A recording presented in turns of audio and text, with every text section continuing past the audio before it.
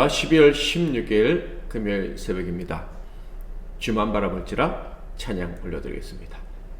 하나님의 사랑을 사모하는 자, 하나님의 평안을 바라보는 자, 너의 모든 것 창조하신 우리 주님이 너를 얼마나 사랑하시는지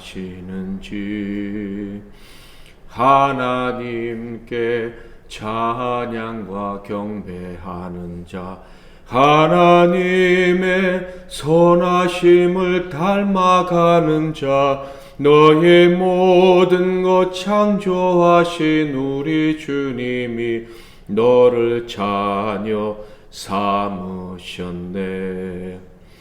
하나님 사랑의 눈으로 너를 어느 때나 바라보시고 하나님 인자한 귀로서 언제나 너에게 기울이시니 어두움에 밝은 빛을 비춰주시고 너의 작은 신음에도 응답하시니 너는 어느 곳에 있든지 주를 향하고 주만 바라볼지라.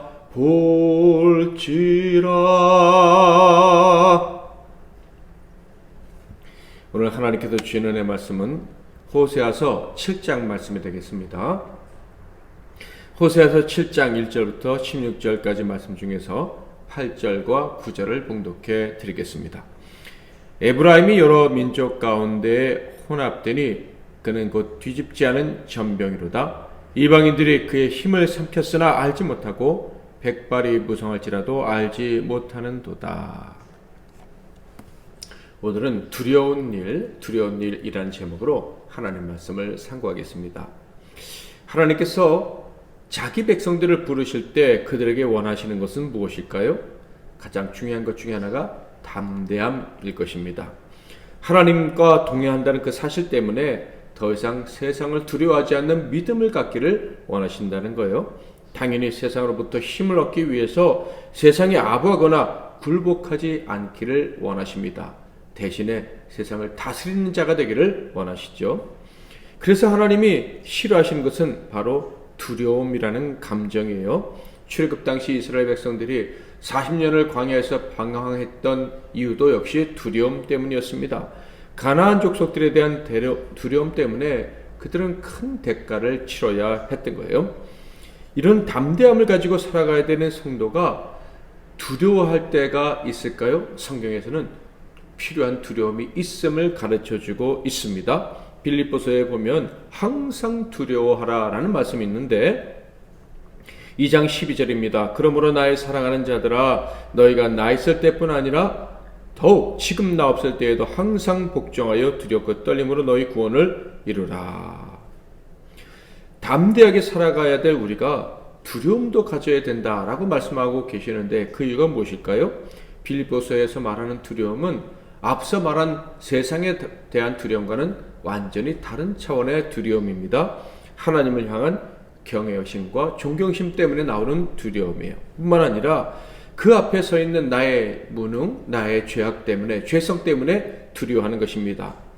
이 두렵고 떨림은요, 하나님 앞에서의 나의 부족함 때문에 하나님 앞에 나의 연약감, 죄악이 드러나게 되는 것에 대한 두려움일 뿐만 아니라 나의 부족함 때문에 하나님께서 사랑하시는 나 자신과 하나님의 공동체의 영적 발전에 이바지하지 못할 것에 대한 두려움입니다.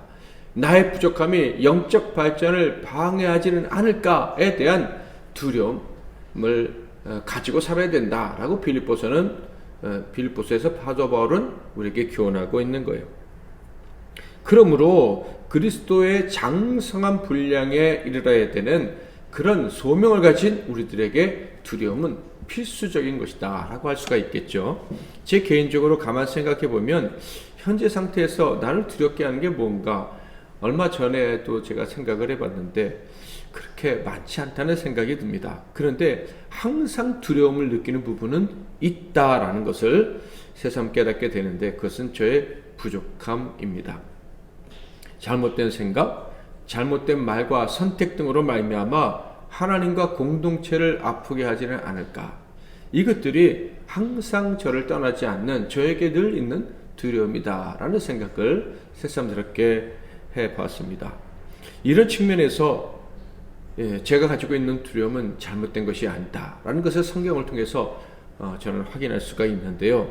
하나님을 알고 사랑하며 하나님의 귀에 보시는 공동체의 일원으로서 사명감을 가진 성도라면 반드시 필요한 감정이 바로 이 두려움, 거룩한 두려움인 거예요. 그러므로 만약에 성도에게 이런 두려움, 곧 거룩한 두려움이 없다면 그는 하나님과 자기 자신에 대한 온전한 지식을 갖지 못한 사람일 가능성이 높습니다. 당연히 하나님이 천하보다 귀히 여기시는 이 영혼들의 모임, 공동체, 교회에 대한 책임감과 사명이 무엇인지도 온전히 깨닫지 못한 사람일 거예요. 당연히 우주적 공동체, 곧 하나님이 만드신 피조 세계에 대한 책임감 역시도 느끼지 못하는 사람일 것입니다. 그래서 거룩한 두려움을 느끼지 못한 사람이라고 한다면 일상생활에서 함부로 행동할 가능성이 높겠죠. 향기 대신 악취를 풍길 가능성이 높은 거예요. 당연히 그리스도인이라고 한다면 성숙한 신앙인의 신앙인이 되는 과정을 밟지 못하고 있을 가능성도 높다라고 할 수가 있겠습니다. 자, 그런데 바로 이런 상태에 있는 자들, 성장해 가지 못하는 거룩한 두려움을 갖지 못하고 살아가는 그런 자들이 바로 호세아 시대의 이스라엘 백성들이었습니다. 하나님은 그들이 죄악 가운데 있었지만 너무나도 사랑하셨죠. 그래서 그들을 용서하시고 회복시켜 주시기를 원하셨습니다. 그들을 치료하시기를 원하셨어요. 그러나 이스라엘은 그 기회를 거부하고 차버렸습니다. 다음과 같은 방식으로 행동함으로 회복의 기회를 멀리 날려버리고 말았죠. 1절과 2절.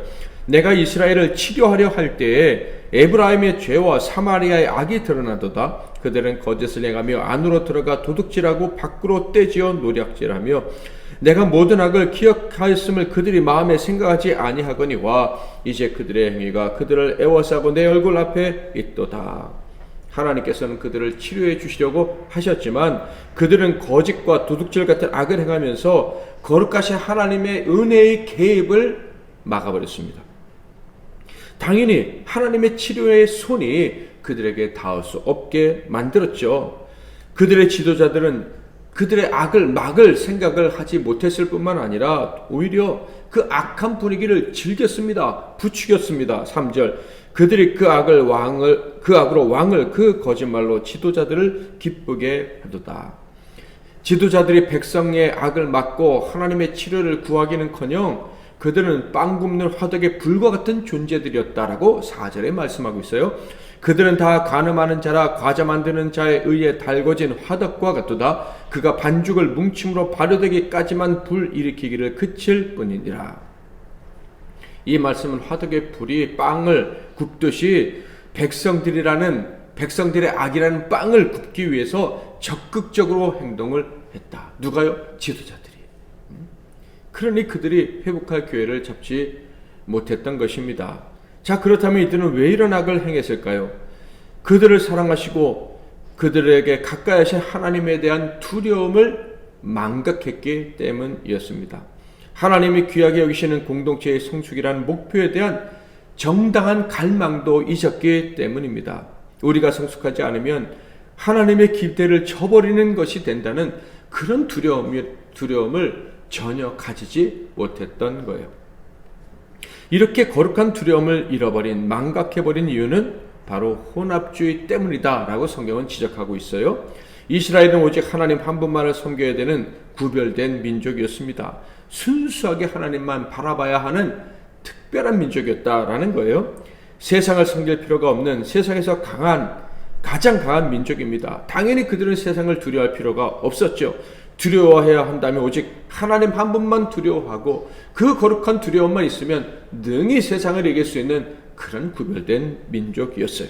그런데 바로 그런 자들이 세상을 두려워하기 시작한 것입니다. 욕심 때문에, 하나님이 허락하신 것 외에 더 많은 것들을 가지려는 욕심 때문에 세상에 아부하기 시작했어요. 세상의 도움을 구하면서 그들은 세상을 두려워하는 마음도 갖게 된 것입니다. 이것이 혼합주의죠. 하나님을 섬긴다고 하는 사람이 세상을 두려워하는 것, 이것이 혼합주의입니다. 이 혼합주의는 결국 순수함을 상실하게 만들죠. 하나님만을 사랑하고 하나님과 거룩한 공동체를 위해 헌신하려는 마음이 사라지게 만들어 버립니다. 무엇이 가장 소중한 가치인지를 잊어버리게 만드는 것이죠. 하나님의 백성들이 이 혼합주의에 빠지게 된다면, 그래서 하나님이 가장 소중한 분이시라는 것을 잊어버리게 된다면 자신의 가치도 잊어버리고 자신이 속한 공동체의 가치, 심지어 가정의 가치도 잊어버리게 됩니다. 책임 없는 사람이 되고 책임 없는 신자가 되고 책임 없는 공동체의 일원이 됩니다. 공동체가 함께 성장할 기회, 그 소중한 기회를 차버리고 망가뜨리는 불필요한 존재로 전락하게 되는 거예요. 8절 9절을 볼까요? 에브라임이 여러 민족 가운데 혼합되니 그는 곧 뒤집지 않은 전병이로다. 이방인들이 그의 힘을 삼켰으나 알지 못하고 백발이 무성할지라도 알지 못한도다. 혼합주의에 빠지니 망각이라는 늪에 빠져버리게 되었다. 가장 소중한 것을 잊어버리는 그런 비참한 존재가 되었다. 그들은 무서운 질병에 빠져버리고 만 거예요. 망각이라는 질병. 그래서 결국 하나님의 은총, 하나님의 치료가 필요하다는 것도 잊어버리고 그것을 주시겠다고 할 때 그 가치를 모르니 거부할 수밖에 없었던 거예요. 그래서 공동체가 함께 멸망의 길로 들어서게 된 것입니다. 하나님은 그들을 향해 말씀하시기를 너희는 어리석은 비둘기 같구나 라고 하셨어요. 즉 사냥꾼의 그물로 날아들어 죽음을 재촉하는 존재와 같다고 말씀을 하신 거예요. 11절 12절 에브라임은 어리석은 비둘기같이 지혜가 없어서 애굽을 향하여 부르짖으며 아수르로 가는도다. 그들이 갈 때에 내가 나의 그물을 그 위에 쳐서 공중의 새처럼 떨어뜨리고 전에 그 회중에 들려준 대로 그들을 징계하리라. 그러므로 하나님의 은혜와 회복 그리고 성숙을 바라는 신자라면 어떻게 해야 될까요? 반드시 두려워할 줄 알아야 합니다. 하나님 앞에 내가 서 있다는 사실로 두려워해야 되고 하나님의 공동체와 함께 성숙해져야만 하는 이 과제를 잊으면 안 된다라는 사실로 인해서 두려워할 줄 알아야 합니다. 하나님의 사랑은 한이 없으십니다. 우리가 돌아오면 치료해 주시고 회복시켜 주십니다. 그러나 우리가 망각의 늪에 빠진다면, 곧 두려워할 것을 두려워하지 못하는 망각의 늪에 빠져서 헤어나오지 못한다면 당연히 은혜가 미뤄질 수밖에 없어요. 최악의 경우 은혜가 소멸될 수밖에 없는 거예요. 망각의 늪에 빠지면 하나님의 은혜를 거부하는 망령된 행동을 서슴지 않기 때문입니다. 그러므로 저와 여러분, 하나님의 은혜가 필요하고 날마다 회복되어져야 될 그 가치를, 그 이유를 아는 저와 여러분은 언제나 두렵고 떨림으로 하나님의 은혜 안에서 공동체와 함께 성숙해 갈 수 있기를 바랍니다. 마지막 그날까지 두렵고 떨림으로 자라는 우리 MBC 나눔교회가 되기를 주님의 이름으로 축원합니다. 기도하겠습니다. 말씀 붙잡고 기도하시고 승리하시는 하루가 되시길 바랍니다. 하나님 아버지, 오늘도 새날을 주시되 이 새로운 날 거룩한 두려움, 우리가 마땅히 가지고 살아야 될 두려움에 대해서 생각할 수 있도록 허락해 주시니 감사합니다. 아무리 좋은 날에도 마땅히 가져야 될 두려움을 잊고 방종하는 일은 절대 없도록 늘 우리를 가르치시고 교훈해 주시옵소서.